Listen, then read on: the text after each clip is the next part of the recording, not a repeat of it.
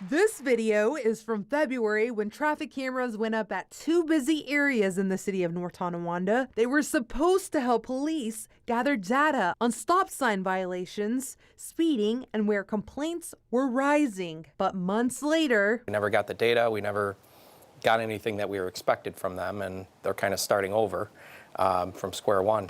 The cameras were part of a Let's Drive Safer pilot program with a third-party vendor called Obvio. Police Chief Keith Glass says the goal was to collect data, not issue tickets, and use it to better target enforcement, but the cameras didn't work. Initially, they told us they would be able to tell how many cars are going through stop signs, you know, different violations like that, stop signs, red lights, crosswalks, in school zones, things like that. Apparently there was a malfunction early on with the cameras and they just didn't have the manpower to come out and fix it.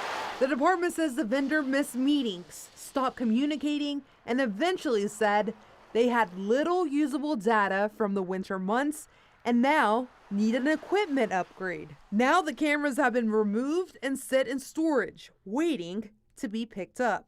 If we had the data, it might have given us a little more insight as to where we should have, you know, more officers hanging out, you know, looking for violators, or the exact opposite. Maybe we would find that there's not as big of a problem, you know, at certain intersections. Police say the city's biggest traffic complaint is speeding, especially in residential areas. The cameras were meant to offer insight on when and where that's happening. They're not even swapping out ours right now. I told them to, you know, they can come and collect their cameras, and then we're going to revisit it down the road, revisit the pilot program down the road. Hope maybe a month or two. I don't know what the timeline is, because they still haven't even reached back out to come and get the cameras. This pilot didn't cost the city any money, but without data, the program has ended.